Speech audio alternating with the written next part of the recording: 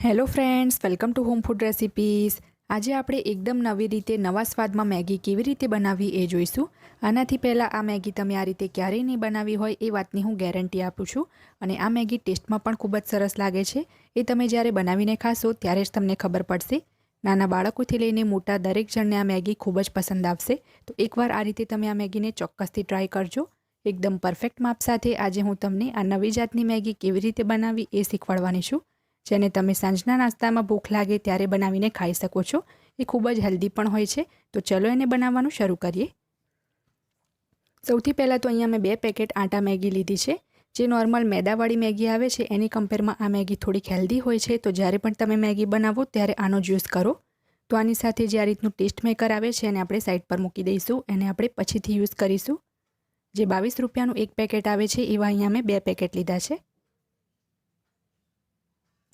હવે એક પેનની અંદર આપણે એક મોટી ચમચી એટલે કે 1 ટેબલ સ્પૂન જેટલું તેલ ઉમેર્યું છે। તેલ બરાબર ગરમ થઈ જાય એટલે આપણે એની અંદર એક મીડિયમ સાઇઝનો કાંદો જે ગ્રામમાં 60 ગ્રામ છે અને એક મીડિયમ સાઇઝનું ટામેટું જે ગ્રામમાં 110 ગ્રામ છે એ ઉમેર્યું છે। બંનેને મેં આ રીતના મોટા ટુકડામાં સમાર્યું છે। હવે આપણે એને 5 થી 6 મિનિટ માટે ઢાંકણ ઢાંકીને મીડિયમ ફ્લેમ ઉપર ચડવા દેવાનું છે, જેથી કાંદા અને ટામેટા થોડાક સોફ્ટ થઈ જાય। 5 મિનિટ પછી આપણે ઢાંકણ ખોલી લીધું છે। આપણા કાંદા અને ટામેટા થોડાક સોફ્ટ થઈ ગયા છે, તમે જોઈ શકો છો। તો હવે આપણે આ પેનને પંખા નીચે મૂકીને ટોટલી ઠંડુ થવા દેવાનું છે। ત્યાં સુધીમાં એક બીજા પેનની અંદર આપણે 2 કપ જેટલું એટલે કે 400 ml જેટલું પાણી ઉમેરીશું અને હવે આ પાણીને આપણે થોડુંક ગરમ થવા દઈશું।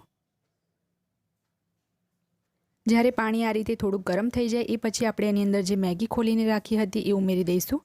આ જે તૂટેલી મેગી છે એ પણ આપણે સાથે જ ઉમેરી દઈશું અને ઢાંકણ ઢાંકીને 5 મિનિટ માટે આપણે એને સ્લો ફ્લેમ ઉપર કૂક થવા દેવાની છે। તો મેગીને આ રીતે પહેલાં આપણે વચ્ચેથી તોડી લેવાની છે અને પાણીમાં બરાબર મિક્સ કરી લઈશું। અને જે પણ ઢાંકણ તમે આની ઉપર ઢાંકે એ તમારે સહેજ ખુલ્લું જ રાખવાનું છે, જેથી એમાંથી પાણી ઉભરાઈને બહાર ના આવે। તો હવે હું આના ઉપર એક ડીશ ઢાંકી દઈશ। જ્યાં સુધી આપણી મેગી બફાઈ રહી છે ત્યાં સુધીમાં આ ઠંડુ થઈ ગયું છે, તો આપણે મિક્સર જારની અંદર એડ કરી દઈશું। ટોટલી ઠંડુ થઈ જાય પછી જ આપણે કાંદા ટામેટાને પીસવાના છે। તો એને પીસવા માટે આપણે એમાં અડધો કપ જેટલું એટલે કે 100 ml જેટલું પાણી નાખીશું અને એને એકદમ સરસ આપણે પેસ્ટ બનાવી લેવાની છે। અહીંયા તમે જોઈ શકો છો કે બંનેને પીસીને મેં પેસ્ટ બનાવી લીધી છે। આ રીતનું એકદમ સ્મૂથ પીસવાનું છે।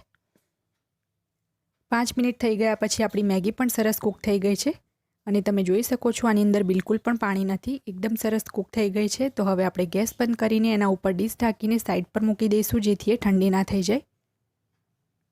હવે સેમ પેન મેં ગેસ ઉપર મૂક્યું છે જેની અંદર આપણે કાંદા ટામેટા સાતળ્યા હતા। એની અંદર 1 મોટી ચમચી તેલ એડ કર્યું છે અને 2 મોટી ચમચી આપણે બટર ઉમેરીશું। બટર ઉમેરવાથી મેગીનો ટેસ્ટ સરસ આવશે, નહીં તો તમે ચાહો તો ફક્ત એકલું તેલ પણ લઈ શકો છો।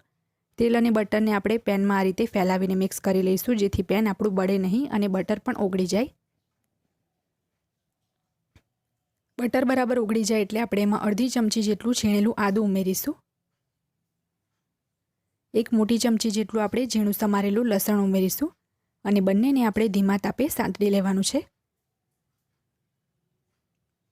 આદું અને લસણ સંતળાઈ જાય એ પછી આપણે એની અંદર 2 મોટી ચમચી ઝીણી સમારેલી ગાજર ઉમેરી દઈશું। 2 મોટી ચમચી આપણે કેપ્સિકમ ઉમેરી દઈશું। 2 મોટી ચમચી જેટલા આપણે ફ્રોઝન વટાણા ઉમેરી દઈશું। બધું જ મેં બરાબર ધોઈને જ ઉમેર્યું છે। હવે બરાબર મિક્સ કરીને આપણે બધું 2 થી 3 મિનિટ માટે ઢાંકીને ધીમા તાપે ચડવા દેવાનું છે। 3 મિનિટ પછી મેં ઢાંકણ ખોલી લીધું છે। વેજીટેબલ્સ આપણા ટોટલી કૂક નથી થયા અને આપણે એને ટોટલી કૂક કરવાના પણ નથી, થોડાક આપણે એને ક્રન્ચી જ રાખીશું। તો આ સ્ટેજ ઉપર આપણે એની અંદર 1 ચમચી કાશ્મીરી લાલ મરચું ઉમેર્યું છે, જેનીથી મેગીનો કલર સરસ આવશે। અડધી ચમચી તીખું લાલ મરચું ઉમેર્યું છે। 1/4 ટીસ્પૂન એટલે કે 5 ચમચી જેટલું મીઠું ઉમેર્યું છે।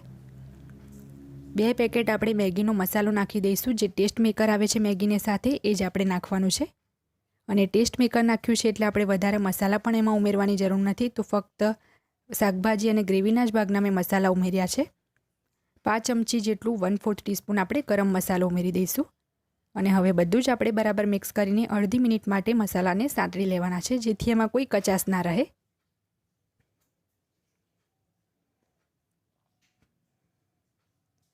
અડધી મિનિટ પછી આપણે જે કાંદા અને ટામેટાની પેસ્ટ બનાવીને રાખી હતી એ આમાં ઉમેરી દઈશું। હવે જે મિક્સર જાર છે એની અંદર જ આપણે અડધો કપ જેટલું પાણી ઉમેરી દઈએ અને એને પણ આપણે સાથે જ પેનમાં ઉમેરી દઈશું. હવે આપણે બધી જ વસ્તુને બરાબર મિક્સ કરીને મીડિયમ ફ્લેમ ઉપર ફક્ત 2 મિનિટ માટે ઢાંકીને કૂક કરવાનું છે. તો આ સ્ટેજ ઉપર આપણે એની અંદર અડધી ચમચી જેટલી ખાંડ પણ ઉમેરી દઈએ, કારણ કે આપણે ટામેટું એડ કર્યું છે તો એની ખટાશને બેલેન્સ કરવા માટે ખાંડ ઉમેરવી જરૂરી છે, નહીં તો મેગીનો ટેસ્ટ ખાટો આવશે. તો ખાંડ ઉમેર્યા પછી આપણે ઢાંકણ ઢાંકીને 2 મિનિટ માટે ઢાંકીને થવા દઈએ. 2 મિનિટ પછી આપણે ઢાંકણ ખોલી લીધું છે. હવે આપણે એની અંદર 2 મોટી ચમચી જેટલી ઘરની જ ફ્રેશ મલાઈ ઉમેરી દઈશું. મલાઈ તમે આમાં ચોક્કસ એડ કરજો, એનાથી તમારી ગ્રેવી છે એનો ટેસ્ટ ખૂબ જ સરસ આવશે. જો તમારી પાસે અમૂલની ફ્રેશ ક્રીમ હોય તો તમે એ પણ નાખી શકો છો. હવે મલાઈને બરાબર મિક્સ કરીને આપણે એની અંદર થોડાક ઝીણા સમારેલા લીલા ધાણા ઉમેરી દઈશું. તો આ આપણી જે ગ્રેવી છે મેગી માટેની એ બનીને તૈયાર છે. હવે આપણે જે મેગી બાફીને રાખી હતી એ આમાં ઉમેરી દઈશું. મેગીને મેં ડીશ ઢાંકીને જ સાઈડ ઉપર રહેવા દીધી હતી, જેથી એકદમ ઠંડી ના થઈ જાય, કારણ કે જો મેગી થોડી ગરમ હશે તો ગ્રેવીમાં મિક્સ કરવામાં એકદમ સરળતા રહેશે. તો બધી જ મેગી મેં એડ કરી દીધી છે. હવે એને આપણે બરાબર મિક્સ કરી લઈએ. હવે આપણે ઢાંકણ લગાવીને ફક્ત 1 જ મિનિટ માટે મેગીને કૂક કરવાની છે, કારણ કે બધું જ આપણે પહેલેથી ઓલરેડી કૂક કરેલું જ છે. તો મેગી ઉમેર્યા પછી આપણે વધારે કૂક કરવાની જરૂર નથી, નહીં તો એકદમ જ ડ્રાય થઈ જશે. તો બસ 1 જ મિનિટ માટે આપણે એને કૂક કરીશું, જેથી ગ્રેવીનો પણ ટેસ્ટ મેગીમાં સરસ રીતે બેસી જાય. 1 મિનિટ પછી આપણે ઢાંકણ ખોલી લીધું છે. હવે આપણે એની અંદર ચીઝ છીણી લઈશું. તો અહીંયા મેં 1 ક્યુબ પ્રોસેસ ચીઝ લીધું છે. એ મેં અડધું જ છીણ્યું છે, અડધું હું પછીથી ગાર્નિશિંગમાં યુઝ કરીશ. થોડાક આપણે ઝીણા સમારેલા લીલા ધાણા નાખ્યા છે અને હવે બરાબર મિક્સ કરીને આપણે મેગીને સર્વ કરી લઈશું. ટોટલ આ મેગી બનાવવામાં આપણને 15 થી 16 મિનિટનો સમય લાગ્યો છે.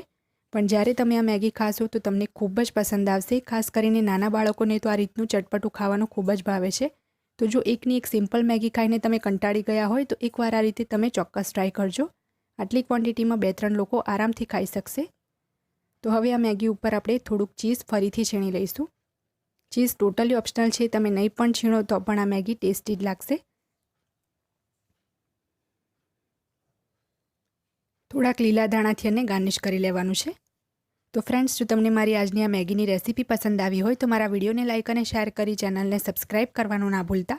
સબસ્ક્રાઇબ બટનની બાજુમાં જે બેલ આઇકન છે એને પણ દબાવજો, જેથી તમને મારા દરેક નવા વિડીયોની નોટિફિકેશન મળતી રહે. અને જો તમારે મારો આ જ વિડીયો હિન્દીમાં જોવો હોય તો એની પણ મેં લિંક નીચે ડિસ્ક્રિપ્શન બોક્સમાં આપી દીધી છે. તો મળીએ નેક્સ્ટ વિડીયોમાં. ત્યાં સુધી આવજો.